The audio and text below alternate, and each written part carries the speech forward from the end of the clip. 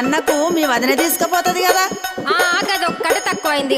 మా వదినకు చీరలు కావాలి, లిప్స్టిక్లు కావాలి, అది కావాలి, ఇది కావాలని అన్ని అడుగుడు తెలుసు కానీ ఇవన్నీ చెయ్యది. అవునా? ఏం పనులు చేయదా మీ వదినే? ఇంతకు ఏమేమి అడుగుతుందో జర చెప్పరాదు.